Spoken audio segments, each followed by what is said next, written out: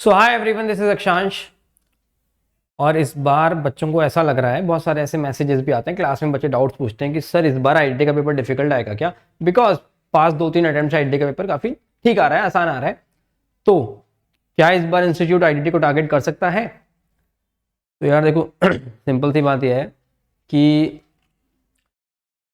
Paper tough आएगा, difficult आएगा, वो इंस्टीट्यूट के अलावा किसी को नहीं पता।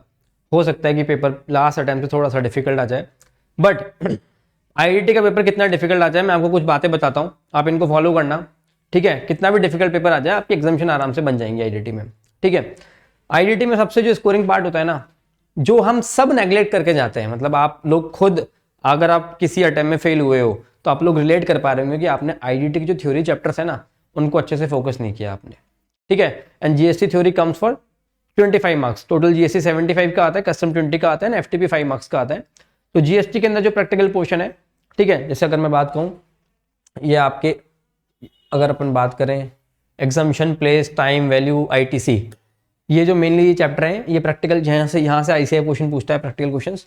तो ये जनरली आईसीआई 14 मार्क का जैसे फर्स्ट क्वेश्चन देता है, जिसमें आईटीसी भी होता है, रिवर्स चार्ज भी होता है, एग्जाम्शन भी होता है।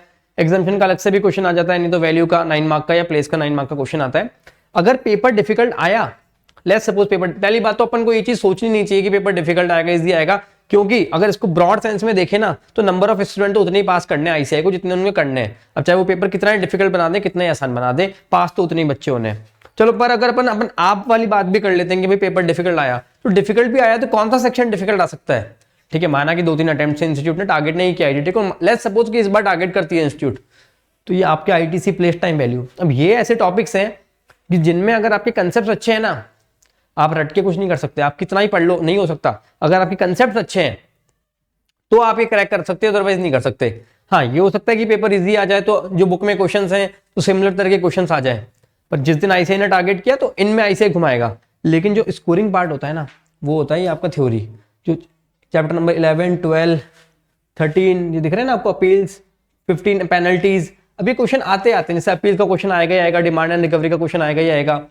ठीक है, ये क्वेश्चन बनते हैं, पेनल्टी का क्वेश्चन आता ही आता है।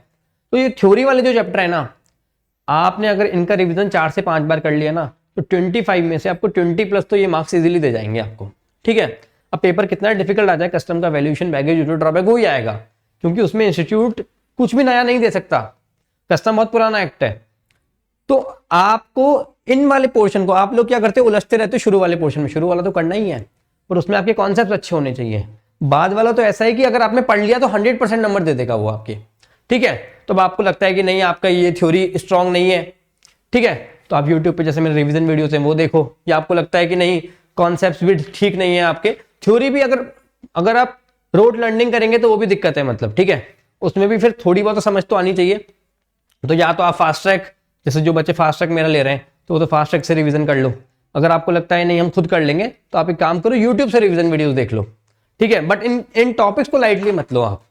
पेपर कितना भी डिफिकल्ट आ जाए, I bet you, I assure you कि आप अगर थ्योरी चैप्टर और अगर आपके कस्टम के, मैं 4 चैप्टर आपको बोलता हूँ, वैल्यूएशन, बैगेज, ड्यूटी ड्रॉबैक और वेयर हाउसिंग।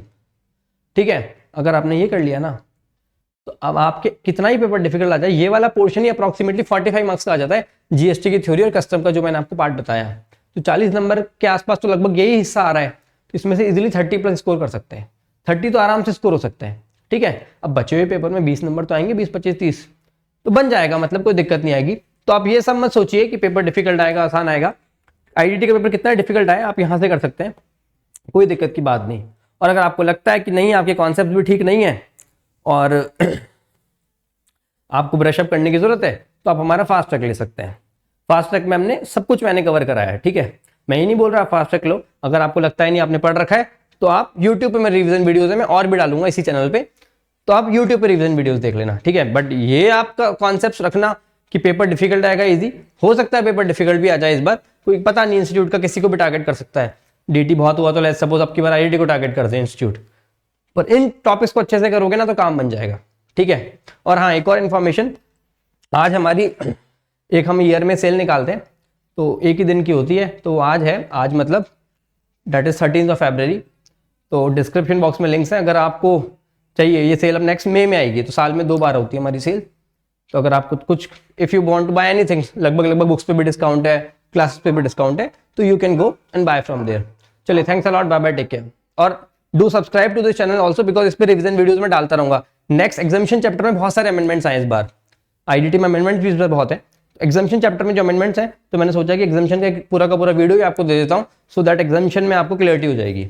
चलिए, थैंक्स अ लॉट।